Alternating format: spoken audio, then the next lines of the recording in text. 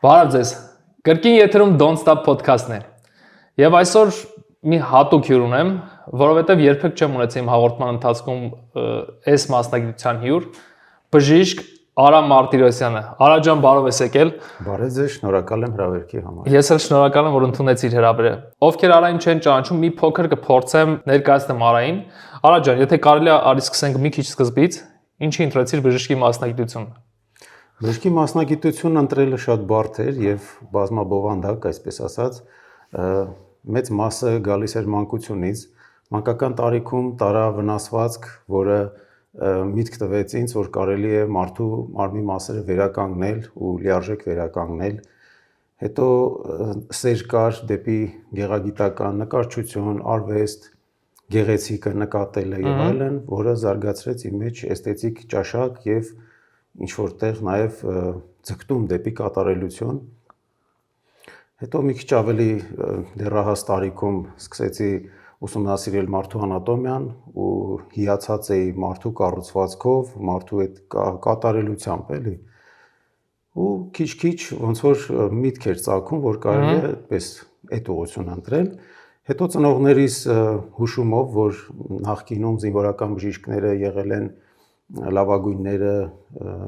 միշտ մարդիկ ցանկացել են զինվորական բժիշկի մոտ հայտնվել, այսպես ասած, բուժման համար, դա էլ միտքը առաջացավ եւ ամենակարևորը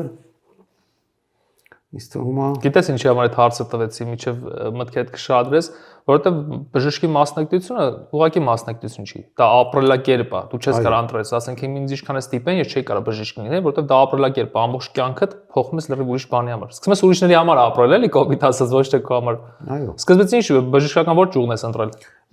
Դե աստիճանաբար զարգացավ այդ ամեն ինչը եւ դժվարությամբ ընդունվելով, հա, իմիջիալոց հավելեմ, որ իմ ուսումնական տարիների ընթացքում Արցախյան պատերազմն էր մեր աչքի առաջով անցնում ու տեսնելով այդ վիդեոկադրերը, որ ինչքան բժիշկներ կամավոր գնում էին ռազմաճակատ փրկելու զինվորներին, կամավորներին, ոնց որ իմ մոտ էլ այդ ցանկությունը կար մարդկությանը ծառայելու, մարդկանց օգնելու, փրկելու, որտեվ կյանքում պետք է ինքնադրսևորվես մի կերպ եւ այդ օգնելու զգացումը շատ կար իմ մոտ, մինչեւ օրս էլ կա եւ դա էլ առաջացրեց այդ ձգտումը ընդունվելու բժշկական համալսարան։ Բայց ի սկզբանե դու որպես ռազմական թե հա, իմիջիալոց դե պատրաստվելու ընթացքում միտքը բուժական ֆակուլտետն էր, բայց երբ որ գնացինք թղթերը հանձնելու հայրիկիս հետ, լավ եմ հիշում այդ օրը, որ կարդացի ֆակուլտետների տարբերակները, այսպես ասած, ու առաջինը գրած էր ռազմաբժշկական ֆակուլտետ ու ամբողջ այդ իմ անցած կյանքը 18 տարիները, ասենց ասած, իմ աչքի առաջով անցան ու ասացի, չէ, ես հենց դա եմ ուզում։ Հայրիկս հարցրեց, լավ ես մտածել, ասացի, այո, դե քանի որ ինքը պետքա ստորագրեր, որ դեռ անչափահաս էի, ու այդ որոշմամբ գնացինք ռազմաբժշկական ֆակուլտետ ընդունվելու։ Այդտեղ դժվարություններ կար ընդունվելու հետ կապված, պետքա ստուգեն ֆիզիկական տվյալները, առողջականը, մի խոսքով, իդեալական վիճակում պետքա ընդունվեի։ Ու անցա այդ ամբողջ քննությունները եւ ինձ թույլ տվեցին քննության մասնակցելու, դա էլ անցա եւ ընդունվեցի ռազմաբժշկական ֆակուլտետ։ Բժշկական ավարտելուց հետո որտեղ շարունակեցիք աշխատել, սովորել, վերապատրաստվել։ Բժշկական ավարտելուց հետո մեր ռազմաբժշկական ֆակուլտետի ծրագրով պարտադիր պետք է անցնեինք ինտերնատուրա։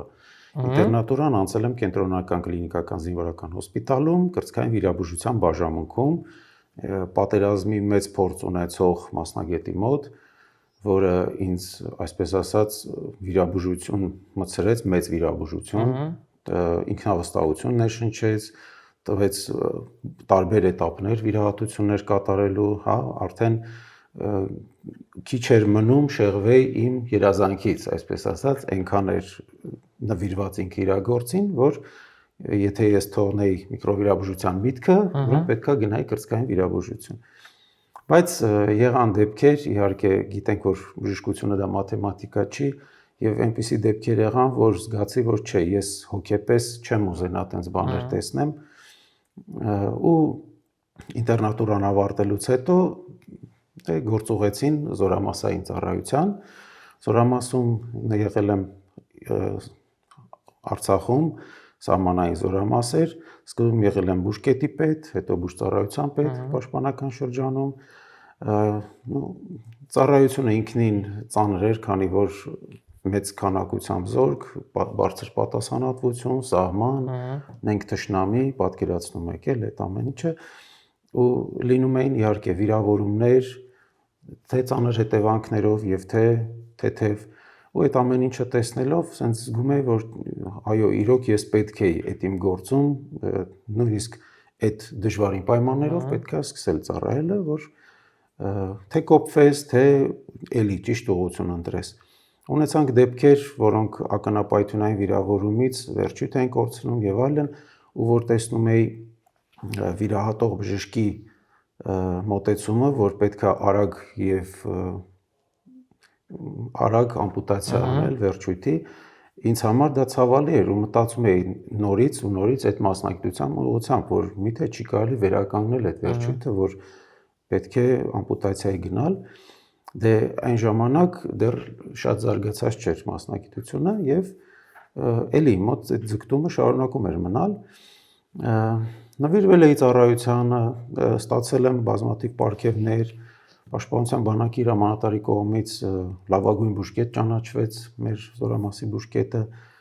իսկ բուժծառայության պետ եղած ժամանակս արժանացա թանկարժեք նվերի, թուր ստացա նվեր, որը էլի ոգևորիչ էր ինձ համար, եւ այդքան բնութագրից հետո ինձ ներկայացրեցին, որպեսզի շարունակեմ ուսումը կլինիկական օրդինատուրայում։ Օրդինատուրան էլի իմ երազանքի համապատասխան ստացվեց, միկրովիրաբուժություն մասնագիտությունը, որին որ շատ էի երազում։ Ու գնացի սովորելու Երևան, Էրեբունի բժշկական կենտրոն։ Էլի լավագույն մասնագետներից մեկի մոտ, Արմեն Հովհաննիսյան, որը նույնպես հայրենասեր եւ անձնվիրաբար, մանավանդ որ իմացա, որ ես զինվորական բժիշկ եմ, ավելի մեծ ջանքերով, ասենց ասած, կիսվում էր իր գիտելիքները եւ փորձը, լուրջ վիրահատություններ էր աստիճանաբար սովորեցնում, այսպես ասած, հետո սկսեցի հերթապահել անհետաձգելի բուժօգնության բաժանմունքում, երկրորդ տարվանից սկսած արդեն ինքս էի վիրահատում այդ դեպքերը ու քիչ-քիչ ինքնավստահությունը բարձրանում էր մասնագիտության եւ իմ նկատմամբ ու քիչ-քիչ ձեռք էի բերում հիվանդների, տուժածների վստահությունը ու ինքս էլ լավ եմ զգում, որ առաջ եմ գնում այդ մասնագիտության մեջ։ Իմ մոտ միշտ տպավորություն ա եղել, երբ որ լինում ես ռազմական բժիշկ, իմ մոտ միշտ տպավորություն որ դու երկու գործ ես անում, համ զինվոր ես լինում կռվող, համ բժիշկ ես լինում։ Ու այդ բժիշկների գործը ավելի դժվար է իմ կարծիքով, ինչ արում, համ կռվում են, համ մտածում են ուրիշների կյանքի մասին, ոչ թե մենակ իրանց կամ հայրենիքի։ Օրդինատուրայից հետո ես ուսումը շարունակել եմ Չինաստանի Հանրապետությունում, նույնպես իմ ղեկավարի Արմեն Հովհաննիսյանի հուշումով, ինքը հուշեց, որ կարելի է միջնորդագիր գրել, ասեց քո բնութագիրը ներկայացնենք Պաշտպանության նախարարություն, որ կա ձգտում, կա շնորհք, կա ունակություններ, որը պետք է զարգացնել ու ցանկալի է, որ նման մասնագետ լինի բանակում։ Ես շատ մեծ ոգևորությամբ դա ընդունեցի, ինքը գրեց, ներկայացրեցինք Պաշտպանության նախարարություն եւ որոշ ժամանակ անց ինձ առաջարկ եղավ ուսումը շարունակելու Չինաստանի Ժողովրդական Հանրապետությունում ռազմաբժշկական ակադեմիայում։ Ընդունեցի առաջարկը եւ 2 տարով մեկնել եմ վերապատրաստման։ Այնտեղ դե իհարկե հզոր պետություն, մեծաքանակ բնակչություն, այդ ամենը յուրահատուկ էր, այսպես ինձ համար, որտեվ այդպիսի քանակության մեջ ունենալ այդպիսի փորձ, դա բացառիկ շանս էր, էլի։ Ու ինտեգրվեցի թե հասարակությանը, թե ակադեմիայի կյանքին, այնտեղ շատ էին սիրում այդ հասարակական գործունեությունը, նաև քանի որ միջազգային ֆակուլտետ էր եւ առնչվեցի, շփվեցի տարբեր ազգերի բժիշկների հետ, զինվորական բժիշկների հետ, փորձի փոխանակում եղավ, ունեցա շատ լավ բաժանմունք, այնտեղ գնում էի պլաստիկ վիրաբուժության բաժանմունք, որտեղ կատարում էին ծայրահեղ դժվար վիրահատություններ ու որը որ կտեսնես կյանքում 1-2 անգամ երևի, Բայց այնտեղ տեխնիկապես լավ հզոր է, չէ՞։ Այո, միկրովիրաբուժությունը շատ զարգացած է ու նույնիսկ գրականության մեջ կա չինական լոսկուտ հասկացողությունը, չինական լատ, որը կիրառվում է մաշկի դեֆեկտները ծածկելու համար։ Ունեի շատ լավ բաժանմունքի վարիչ է իմ ընկերը, որը մինչ օրս ընկերություն ենք անում, ամբողջ օրը իրար հետ աշխատում ենք, սովորում, ես էի սովորեցնում իրանց ուսանողներին, իրանցից էլ սովորում իրանց հմտությունները, շատ պրոդուկտիվ էր անցնում։ Ընկերոջս հետ չինացի, որը վերջերս իմացա, որ համատեղ գիրք է հրատարակել, որին մենք համահեղինակ եմ, շատ հուզիչ էր ու տպավորիչ ինձ համար, որ 12 տարի անց մեր աշխատանքը տպագրվում է գրքում։ Այդպես Չինաստանից վերադարձա Հայաստան, այնտեղ եկան ինձ տեսակցելու Պաշտպանության նախարարության բարձրաստիճան սպաներ, մեր ղեկավարության կողմից արժանացա գովասանքների, որ ինձ համար մեծ պատասխանատվություն էր Հայաստան ներկայացնել այդ հզոր երկրում եւ դրոշի ներքո անցնել այդ 2 տարին։ Նաև պատասխանատու էլի, որ երկրից դու ես միայն ու ներկայացնում ես իհարկե մեծ պատասխանատվություն է, բայց որ գնում եք այնտեղ այդ փորձը ձեռք եք բերում, որ հետ է գալիս Հայաստան, այստեղ Հայաստանում օգտագործում եք դա, բայց միևնույն դեպքում կա այտենց բան, որ դասավանդում եք կամ չգիտեմ տրեյնինգ եք անում ուրիշների հետ։ Դասավանդել եմ, ես Չինաստանից վերադառնալուց հետո ինձ առաջարկ եղավ 1-2 տեղ ընտրելու, թե ուր կցանկանամ գնալ հոսպիտալում ծառայություն շարունակելու։ Ես նախընտրեցի գնալ Արցախ, Ստեփանակերտ, որպես կենտրոնական հոսպիտալ, քանի որ կարող էի սպասարկել թե ողջ բնակչությանը, թե բոլոր ծայրամասային հոսպիտալներին։ Այնտեղ ես միակ մասնագետն էի, որը տիրապետելով այդ ամենին կարողանում էի թե գնալ սահման, թե վիրավորներ ինձ հասնում, որ կարողանայի վիրահատել։ Ի ուրախություն ինձ շատ հաջող վիրահատություններ են եղել, իհարկե եղել են նաև ծանր վիրավորումներ, որոնց ցավոք հնարավոր չի եղել լիարժեք օգնել, բայց ես ինձ շատ լավ եմ զգում, քանի որ օգնել եմ թե մանկական հիվանդանոցում, թե քաղաքացիական, թե զինվորական հոսպիտալներում։ Ինձ թվում է այդ ամենահետաքրքիր բան վերականգնողականն է, որ մարդուն ոնց որ երկրորդ կյանք է տալ, էլի, բացի կյանք չէ, բայց ասենք ինչ-որ մի խնդիր ունի շարժման կամ չգիտեմ ինչ, դա կարծիքով ամենահետաքրքիրը դա է։ Եղել է դեպքեր, թե քաղաքացիական, որ վերջույթի գրեթե մասնահատման դեպքում ինձ են հրավիրել, որպեսզի վերականգնեմ վերջույթը ու հենց տուժածը ինձ խնդրեց էլի, ասեց բժիշկ ջան, խնդրում եմ էլի ոտքս կվերականգնեք, որ ես կարողանամ շարունակել իմ գործը։ Ասացի իհարկե կարող եմ ու վերականգնեցի։ Անենց իրավիճակ էր, որ դե հիմնականում այդ վնասվածքները ուշ ժամի են հասնում ու անկախ քո հոգնածությունից, ինչպիսի պլաններ ունես եւ այլն այդ օրվա հետ կապված, դու պետքա նվիրվես այդ աշխատանքին ու տենց էլ եղավ։ Ամբողջ գիշեր երկարատև վիրահատություն է դա, մոտ 6-7 ժամ տևեց եւ զգում էի, որ օգնականս սենց ննջում էր արդեն ուսին հենված, բայց ասում էի ոչինչ չխանգարենք, ես իմ գործը կանեմ ու շատ գոհ էր ինքը։ Ուղղակի ինձ հետաքրքիր է, այսքան զբաղվածության մեջ, ասում եք ժամերով այդ վիրահատությունները տևում, ձեր անձնական կյանքը ոնց եք հասցնում։ Ի սկզբանե ընտրությունն էր շատ պատասխանատու, թե մասնագիտության եւ թե կնոջ, որովհետեւ զինվորականի կին լինելը դա շատ ավելի դժվար է, քան զինվորական լինելը,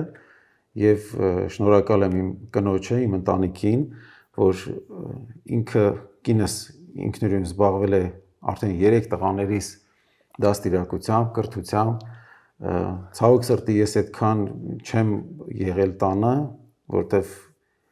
նվիրվել եմ ծառայությանս, հայրենիքին ու իրեն զգալ իմ թիկունքում դա ինձ համար շատ մեծ ուժ էր,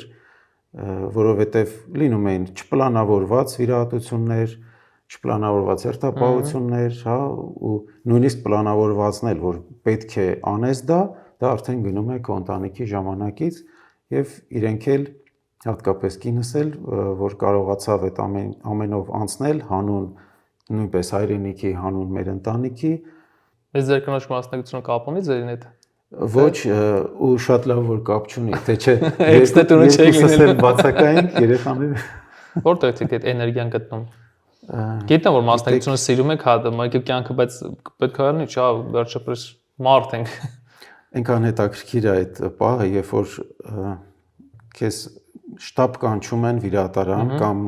ասում պատրաստվես գնում ես այսինչ հոսպիտալը վիրահատության, դու արդեն ժամանակ չունես մտածելու, դու սկսում ես հավաքվել ուղակի ու մեքենան տանում հասցնում ատեղ,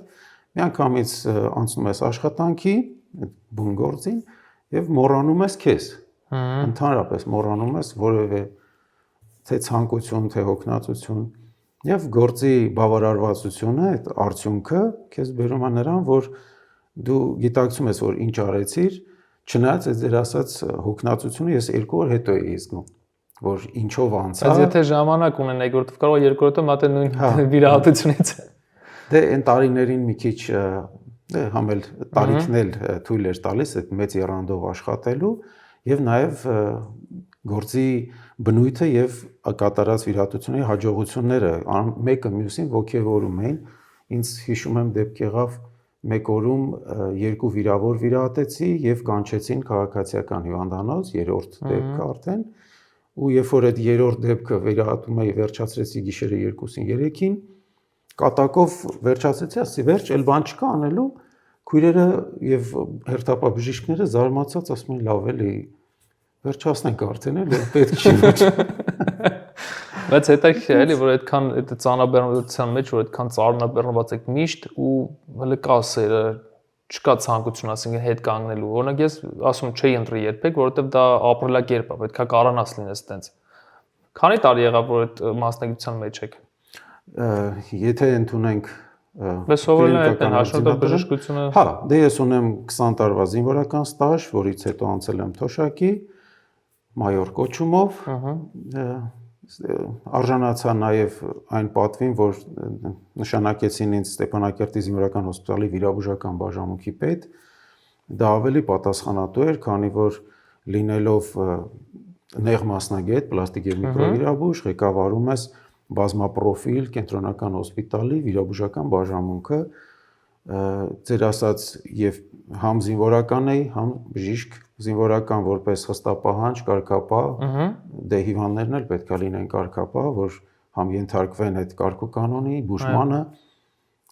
ցուցումներին բժիշկների եւ նաեւ պետքա չզիջի դա փափկությունը բժշկի, որ միջին սահմանը պետք է ընտրել թե խստության եւ փափկության միջեւ ու այդպես ստացվեց։ Բայց ենթադրաբար ամեն մի կարծում եմ հիվանդից է հեչ 10-ից 5 հետ բարեկամանում եք։ Որտեւ այնց վիրահատություն եք անում, եթե մեկի ոտն եք հետ դնում, մեկի թևը, մեկը, այսինքն բարեկամներ եք դառնում։ Իհարկե, շատ կան եւ պացիենտներ, տուժածներ, որոնք մինչեւ օրս հիշում են ու կա այդ կապը։ Ինքս եմ շատ հիշում այդ արտարոց դեպքերը, որ նաեւ ես ծառայությունից հետո, երբ որ անցա աշխատանքի Աստղիկ բժշկական կենտրոնում, այնտեղ դե ցավոք սրտի պատերազմ նորից ունեցանք եւ այդ արդեն որպես բուժական վերջին этап բերում էին ծանր վիրավորներին արդեն Աստղիկ բժշկական կենտրոն, այնտեղ արդեն հնարավորությունն է ես 2-3 ամիս կրկնակի վիրահատություններ անելու, որ լիարժեք վերականգնեմ ու շնորհակալ եմ ամբողջ անձնակազմին, ովքեր կարողացան այդ ամենի տակից դուրս գալու, այսպես ասած, եւ թե ուսանողները, թե բժշկական անձնակազմը ինձ նայում էին որպես փորձառու զինվորական բժիշկ, ով անցել այդ ամեն ինչով եւ լսում էին իմ հրահանգները, ես էլ սիրում էի բաշխել աշխատանքը, որպեսզի գերհոգնածություն չառաջանա, չնայած որ իրավունք չունեինք հոգնելու։ Հետո բայց պատերազմից հետո ոնց որ զգացի ավելի շատ ուզում եմ հանգիստ կյանքի անցնել արդեն, որտեղ այդ էմոցիոնալ հյուծվածությունը բերում էր նրան, որ կսկսեի չսիրել մասնագիտությունը, իսկ ես չէի ուզենա դրան հասնել եւ որոշեցի արդեն Չինաստանի դիպլոմա, այսպես ասած, ակտիվացնել։ Ես գիտեմ, որ հիմա Հայաստանում աշխատում եք 2 տարբեր կլինիկաներում։ Կլինիկաներում աշխատում եմ մեծ եւ փոքր մասնավոր կլինիկաներում, ամենտեղ ունի իր առանձնահատկությունը եւ հնարավորությունը վիրահատությունների, կատարում եմ տարբեր տեսակի պլաստիկ վիրահատություններ, մինչեւ օրս անցել եմ վերապատրաստում նաեւ Կիևում, այնտեղ պլաստիկ վիրաբուժության բաժանմունք է հաճախում իմ ընկերների մոտ, որոնք կատարում են էլի յուրահատուկ։ Այդ հետաքրքիր դեպքը հիշեք, որ ասենք օրինակ եմ զավեշտալ եղել է պլաստիկ վիրաբուժության մեջ, որ եկել ասել օրինակ քիթս վիրահատի, ասել չեմ անել, որովհետև շատ լավ ասենց քիթը։ Այո, ունեմ պացիենտ, որը այնքան է տարված իր արտաքին տեսքով, որը տարին մեկ անգամ մի վիրահատություն մտածում գալիս է, ասում է Բժիշկ Մարտիրոսյան, ուզում եմ այս վիրահատությունը ինձ կատարեք, դե արդեն 4 անգամ վիրահատել եմ, ես իրեն առաջարկել եմ, որ բավական է, էլի արդեն, բայց ինքը չէ, համառորեն գալիս է, մի բան մտածում, որ վիրահատի։ Բայց կա ինչ-որ ստանդարտ, որ բոլորը ձգտում են այդ ստանդարտի, թե ըստ ցանկությանը դա։ Գիտեք, գեղեցիկի ընկալումը տարբեր է մարդկանց մոտ, բայց եթե հաշվի առնենք մի քիչ նորմեր, դժվար կլինի այդպես դիտարկել, որտեղ մարդը ինքը անհատականություն է, եւ ես ինքս սիրում եմ վիրահատել համահունչ իր դեմքին կամ մարմնի կառուցվածքին, չի կարելի նկար բերել, ասել այս քթից եմ ուզում, որտեղ նախ հնարավոր չի դա ստանալ, երկրորդն էլ չի, սազական չի լինի, համաչափությունը կկորչի դեմքի։ Այդ պատճառով մեկ-մեկ տարաձայնություն է լինում այո պացիենտների հետ, որ ես իմն եմ ասում, իրենք իրանց են ասում։ Ով կհաղթի, այն կողմն էլ թեքվում ենք, այսպես ասած, որ բայց մեծ մասամբ ես կարողանում եմ համոզել պացիենտին, որ չի կարելի դա անել, որովհետև ու պատճառները եւ համոզիչ է լինում։ Իսկ ասենք ինչ-որ մեկը հետաքրքրված է եւ ուզում է ձեզ գտնի Երևանում, ձեր մոտ կա, ոնց կարող ձեր հետ կապնվի։ Ինձ հետ կարող են կապվել Instagram-ով, Facebook-ով, կարող են դիտել իմեջը եւ հեռախոսի համարը։ Կթողեմ, հայս կգրեմ անպայման։ Հա, որտեղ կա Viber եւ WhatsApp-ով կարող են կապ հաստատել, գրել, ես կպատասխանեմ։ Այսինքն աշխարհի ցանկացած կետից կարող են ձեր հետ կապնվել։ Այո, ես նույնիսկ խորհրդակցության համար։ Իհարկե խորհրդակցելու, որտեղ ինձ մոտ շատ են գալիս արտասահմանից, ու պարզա ճանապարհվելուց առաջ պետքա խորհրդակցեն,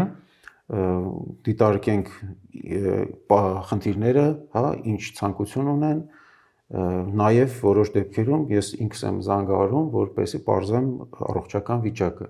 որտեվ ճանապարհ անցնեն եւ տեղում որոշեն, որ անում եմ թե չեմ անում, դա ճիշտ չի լինի, ֆինանսական բեռ է պացիենտի համար, այդ պատճառով նախապես եմ քննարկում, որ հանգիստ խղճով գան, վիրահատվեն ու գեղեցկացած վերադառնան տուն։ Ես մի ժամանակ գիտեի, որ պլաստիկ վիրաբուժությունից ոչ մի այտենց արտորոց խնդիրներ չի կարող առաջանալ, բայց ես վերջերս լսեցի ահագին մեծ խնդիրներ, նույնիսկ մահեր ա լինում։ Ամեն դեպքում վիրահատությունը պարունակում է ռիսկեր եւ պետք է ճիշտ գնահատել առողջական վիճակը։ Պլաստիկ վիրաբուժության մեջ կա ֆիզիոլոգիական խնդիր լուծելու միջամտություն եւ կա էսթետիկ տեսքը լուծելու միջամտություն։ Այդ ամենը չպետք է խանգարի առողջության ընթացքին։ Դրա համար կատարվում են նախավիրահատական հետազոտություններ, պլանավորվում է վիրահատության ծավալը, գոյություն ունի վիրահատական ռիսկեր, տարիքի հետ կապված, սեռով պայմանավորված եւ այդ ամեն ինչը ծանր ու կշիռ ենք անում, այսպես ասած, որ ճիշտ մոտենանք պացիենտին։ Ոչ մեկ բժիշկը, ոչ մի պացիենտ չի ուզենա վատ արդյունք ունենա, մանավանդ ինչ որ ծայրահեղ։ Մոտ ինչքան է տևում այդ նախապատրաստական աշխատանքները։ Կախված է պլանավորող վիրահատության ծավալից, տարիքից եւ առողջական վիճակից պացիենտի։ Եթե ունենում ենք նախավիրահատական հետազոտություններում ինչ որ շեղումներ, ինչ որ կասկածելի վիճակ, որը պետք է ավելի խորապես հետազոտել, ուրեմն առաջարկում ենք պացիենտին ավելի մանրամասն հետազոտվի, որպեսզի մենք իմանանք մեծ ծավալի տվյալներ առողջության մասին եւ կարողանանք գնահատել, գնում ենք վիրահատության, թե դեռ սպասում ենք կամ վերականգնում ենք ինչ-որ առողջական։ Պացիենտը զննվում է տարբեր մասնագետների կողմից, անեստեզիոլոգի, սրտաբանի, կատարում է ներքին օրգանների հետազոտություն, որպեսզի բացառենք ինչ-որ թաքնված խնդիր։ Իսկ այդ ամեն ինչը լինում է հենց ձեզ մոտ, թե տարբեր տեղերում ունեք այդ հնարավորությունը, այսինքն որ անալիզը եւ այլն եւ այլն։ Ես ուզում ասենք օրինակ Ամերիկայից գամ վիրահատվեմ, բայց ուզում ամեն ինչը մի տեղ անեմ, չընկնեմ այս կողմը։ Ունենք այդ հնարավորությունները։ Այո, ունենք, բայց հերվից եկող պացիենտներին ես հարցնում եմ, եթե դուք ունեք առողջական խնդիր, ավելավա ձեզ մոտ հետազոտվեք, ես ունենամ պատասխանները, որ չգան իզուր հասնեն եւ հետազոտվեն տեղում։ Բայց ով որ չունի խնդիր կամ ասում է ես հետազոտված եմ պատրաստ եմ, ուրեմն գալիս է եւ 1-2 օրում հետազոտվելուց հետո արդեն քանի որ նշանակած է լինում վիրահատության օրը, մենք կարողանում ենք 2 օրում հետազոտել եւ վերցնել վիրահատության։ Շատ բարի։ Հուսով եմ, որ ճանաչեցիք, սիրեցիք ու վստահեցիք։ Եթե կուզեք ինչ-որ բան ունեք ավելացնել ու ավելացնենք, կուզենայի մաղթեի բնակչությանը առողջություն, ձեզ շնորհակալություն հրավերքի համար եւ թող իրոք հայտնվեն վստահելի ձեռքերում, իրոք ունենան իրենց ցանկալի արդյունքը եւ մեր երկրին խաղաղություն։ շնորհակալ եմ անչափ։ Լավ եղեք, կհանդիպենք։ Հաջողություն։